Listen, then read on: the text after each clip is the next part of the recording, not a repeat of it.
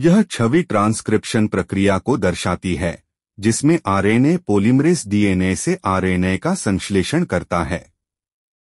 छवि में डीएनए का double helix दिखाया गया है, जिसमें 2 स्ट्रैंड्स हैं, टेम्पलेट स्ट्रैंड लाल रंग में और कोडिंग स्ट्रैंड नीले रंग में। आरएनए पॉलीमरेज, जो गुलाबी रंग का एक अंडाकार संरचना के रूप में प्रदर्शित है, डीएनए के बीच में स्थित है। यह एंजाइम डीएनए को अनवाइंड करता है, जिससे ट्रांसक्रिप्शन बबल बनता है। टेम्पलेट स्ट्रैंड के आधार पर आरएनए पॉलीमरेज नए न्यूक्लियोटाइड्स एनटीपीएस को जोड़कर आरएनए स्ट्रैंड लाल रंग में का निर्माण करता है, जो 5 से 3 दिशा में बढ़ता है। छवि में एनटीपीएस तीरों के साथ 3 छोर पर जुड़ते दिखाए गए हैं। डीएनए का अनवाइंडिंग आगे की ओर होता है, जबकि पीछे की ओर रिवाइंडिंग होता है। इसके बीच एक छोटा आरएनए डीएनए हाइब्रिड क्षेत्र बनता है, जो प्रक्रिया की स्थिरता बनाए रखता है। आरएनए पॉलीमरेज की गति को पॉलीमरेज मूवमेंट तीर से दर्शाया गया है, जो दर्शाता है कि यह डीएनए के साथ आगे बढ़ता है। यह छवि ट्रांसक्रिप्शन के विस्तार इलॉन्गेशन चरण को स्पष्ट रूप से समझाती है, जो प्रोकैरियोट्स और यूकैरियोट्स दोनों में महत्वपूर्ण है। छवि का स्रोत 2012 का पियर्सन एजुकेशन इंक है।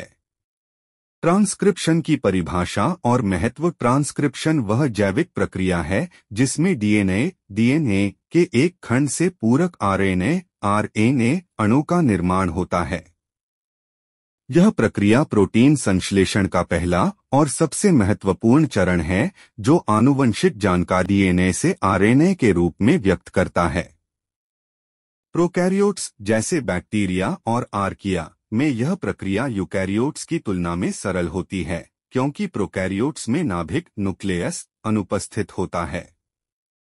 इस कारण ट्रांसक्रिप्शन और ट्रांसलेशन दोनों प्रक्रियाएं प्लाज्म में एक साथ हो सकती हैं। प्रक्रिया का आधार ट्रांसक्रिप्शन में डीएनए का केवल एक स्ट्रैंड, जिसे टेम्पलेट स्ट्रैंड या एंटीसेंस स्ट्रैंड कहा जाता है, आरएनए संश्लेषण के लिए उपयोग होता है। दूसरा स्ट्रैंड, जिसे कोडिंग स्ट्रैंड या सेंस स्ट्रैंड कहते हैं, आरएनए अनुक्रम के समान होता है, सिवाय थायमिन के स्थान पर यूरैसिल के, और यह निष्क्रिय रहता है। इस प्रक्रिया का केंद्रीय एंजाइम आरएनए पॉलीमरेज है, जो डीएनए के प्रमोटर क्षेत्र से जुड़कर आरएनए संश्लेषण शुरू करता है। ट्रांसक्रिप्शन की प्रमुख विशेषताएं। प्रोकैरियोट्स में एक ही आरएनए पॉलीमरेज 3 प्रकार के आरएनए बनाता है। एमआरएनए मैसेंजर आरएनए, जो प्रोटीन कोड करता है, टीआरएनए ट्रांसफर आरएनए, जो प्रोटीन संश्लेषण में अमीनो अम्ल लाता है, और आरएनए राइबोसोमल आरएनए, जो राइबोसोम का हिस्सा है। ट्रांसक्रिप्शन के 3 मुख्य चरण हैं: आरंभ इनिशिएशन, विस्तार इलॉन्गेशन, और समापन टर्मिनेशन। यह प्रक्रिया तेज और कुशल है, जिससे प्रोकैरियोट्स बदलते पर्यावरणीय परिस्थिति जैसे तापमान, पोषक उपलब्धता के प्रति त्वरित प्रतिक्रिया दे सकते हैं। महत्व। ट्रांसक्रिप्शन आनुवंशिक जानकारी के प्रवाह का आधार है, जिसे केंद्रीय सिद्धांत सेंट्रल डॉगमा कहते हैं। DNA RNA protein. यह प्रक्रिया जीव की सभी जैविक गतिविधियों जैसे चयापचय, प्रजनन और पर्यावरणीय अनुकूलन के लिए आवश्यक है। उदाहरण के लिए बैक्टीरिया में लैक्टोज चयापचय के लिए लैक ऑपरॉन का ट्रांसक्रिप्शन तभी होता है जब लैक्टोज उपलब्ध हो, जो पर्यावरणीय अनुकूलन का उदाहरण है।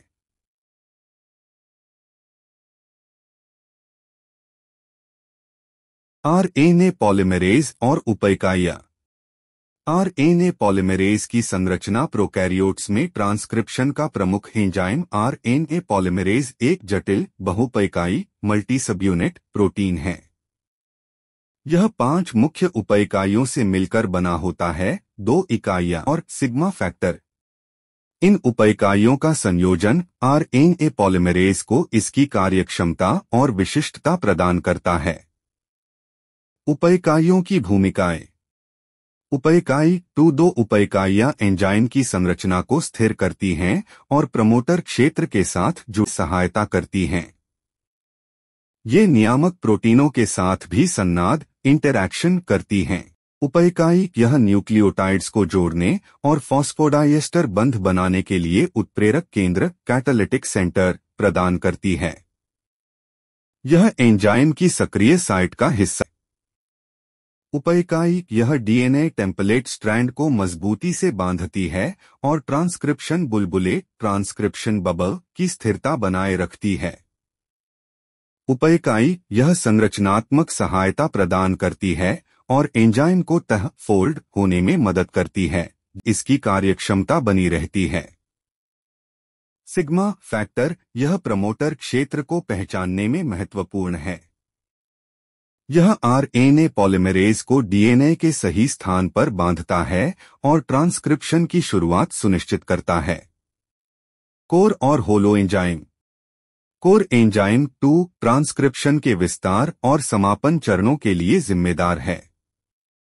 होलो एंजाइम 2 में सिग्मा फैक्टर शामिल होता है जो ट्रांसक्रिप्शन की शुरुआत के लिए आवश्यक है।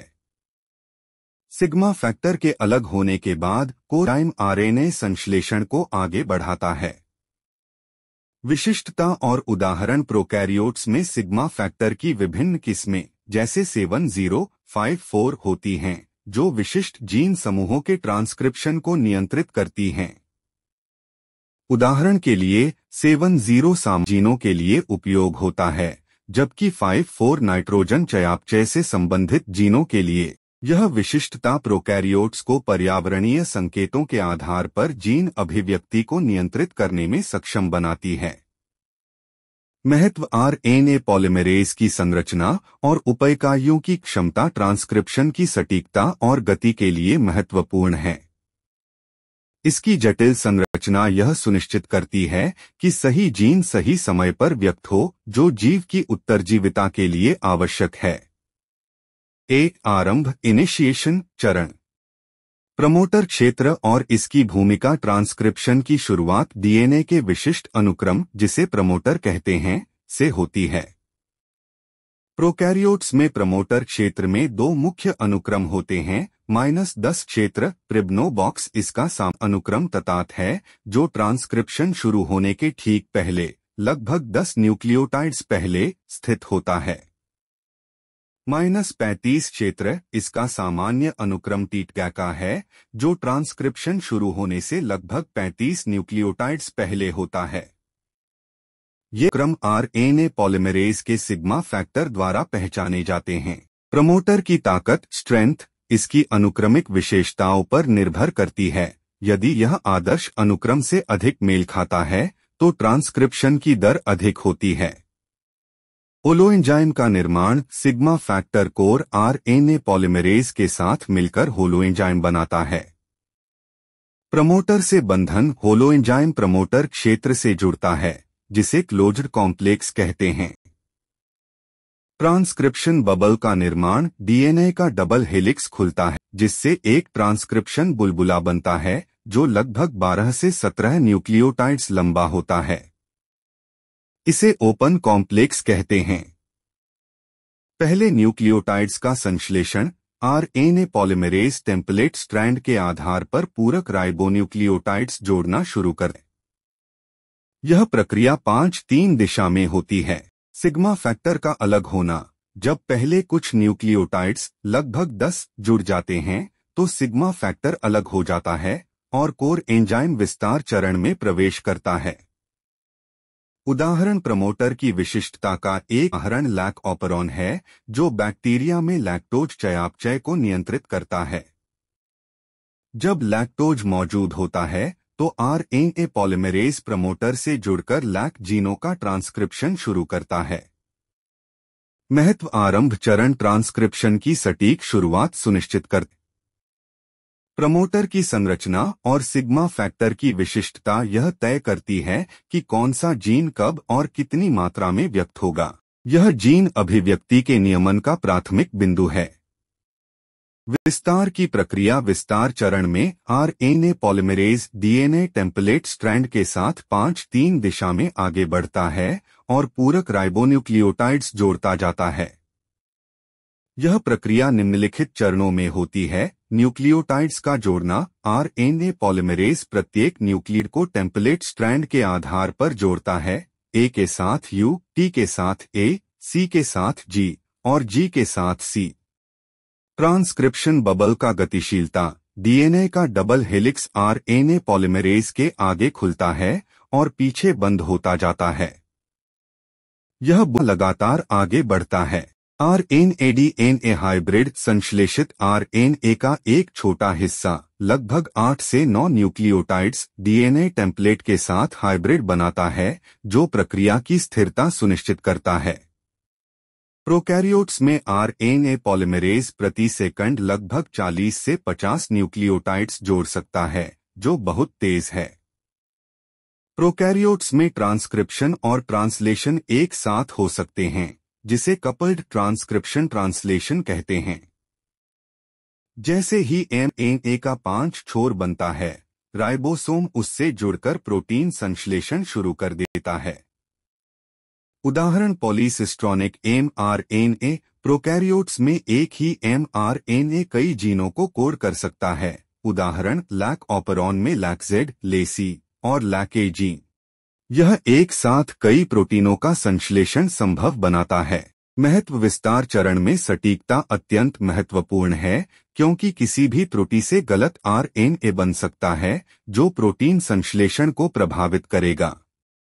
आरएनए पॉलीमरेज में प्रूफरीडिंग की सीमित क्षमता होती है, लेकिन इसकी सटीकता उच्च होती है। यह चरण प्रोकैरियोट्स की त्वरित जीन अभिव्यक्ति का आधार है। समापन टर्मिनेशन चरण। समापन की प्रक्रिया ट्रांसक्रिप्शन का अंत तब होता है जब आरएनए पॉलीमरेज डीएनए पर टर्मिनेटर अनुक्रम तक पहुंचता है। प्रोकैरियोट्स में 2 प्रकार की समापन प्रक्रियाएं होती हैं। निर्भर टर्मिनेशन। इसमें रो प्रोटीन, जो एक निर्भर हेलिकेज है, नवसंश्लेषित आरएनए से जुड़ता है। रो प्रोटीन आरएनए के साथ 5-3 दिशा में गति करता है और आरएनए पॉलीमरेज तक पहुंचता है। यह आरएनए पॉलीमरेज को डीएनए से अलग कर देता है, जिससे आरएनए अणु मुक्त हो जाता है।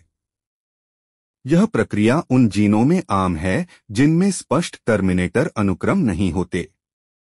स्वतंत्र टर्मिनेशन, इंट्रिंसिक टर्मिनेशन। इस प्रकार के टर्मिनेटर में आरएनए में समृद्ध अनुक्रम के बाद समृद्ध अनुक्रम होता है। समृद्ध क्षेत्र एक हेयरपिन लूप बनाता है, जो आरएनए पॉलीमरेज को धीमा करता है। समृद्ध क्षेत्र एनएडीएनए हाइब्रिड को कमजोर करता है, क्योंकि एयू बंध डीएनए बंधों की तुलना में कम स्थिर होते हैं। परिणामस्वरूप आरएनए पॉलीमरेज रुक जाता है और आरएनए अणु डीएनए से अलग हो जाता है। उदाहरण टीआरपी ऑपरॉन में स्वतंत्र टर्मिनेशन का उपयोग होता है, जहां ट्रिप्टोफैन की उपलब्धता टर्मिनेशन को नियंत्रित करती है। यदि ट्रिप्टोफैन कम है तो ट्रांसक्रिप्शन पूरा होता है, अन्यथा हेयरपिन लूप बनने से प्रक्रिया रुक जाती है। महत्व समापन चरण यह सुनिश्चित करता है कि ट्रांसक्रिप्शन सही स्थान पे, ताकि अनावश्यक या गलत आरएनए का निर्माण न हो। यह जीन अभिव्यक्ति की सटीकता और ऊर्जा संरक्षण के लिए महत्वपूर्ण है। ट्रांसक्रिप्शन की चरण की प्रमुख विशेषताएं। एक साथ ट्रांसक्रिप्शन और ट्रांसलेशन। प्रोकैरियोट्स में नाभिक की अनुपस्थिति के कारण एमआरएनए बनते ही राइबोसोम उससे जुड़कर प्रोटीन संश्लेषण शुरू कर देते हैं। इसे कपल्ड ट्रांसक्रिप्शन ट्रांसलेशन कहते हैं।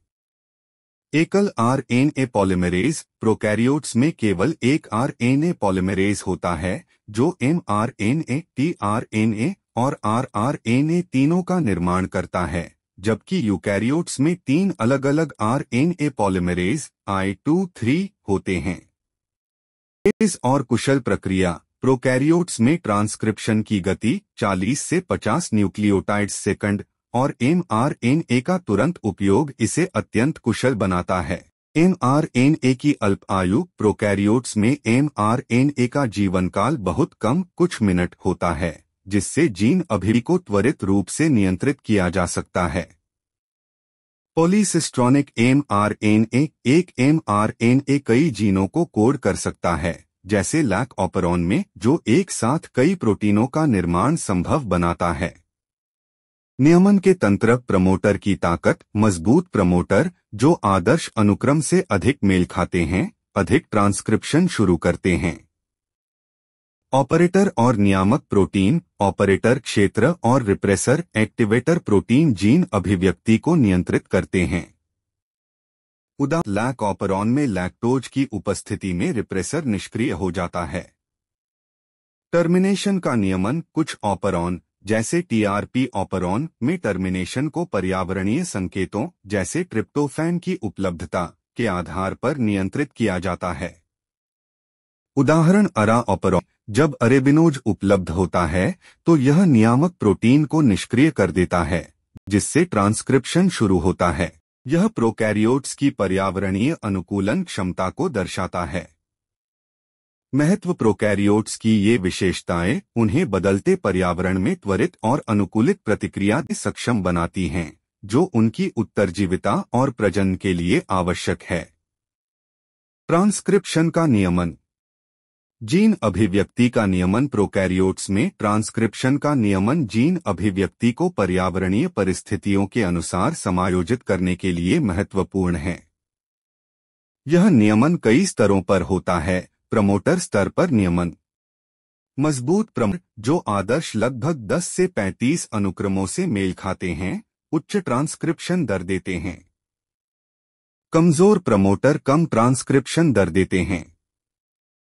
ऑपरेटर और नियामक प्रोटीन। रिप्रेसर प्रोटीन ये ऑपरेटर क्षेत्र से जुड़कर आरएनए पॉलीमर को प्रमोटर से बंधने से रोकते हैं।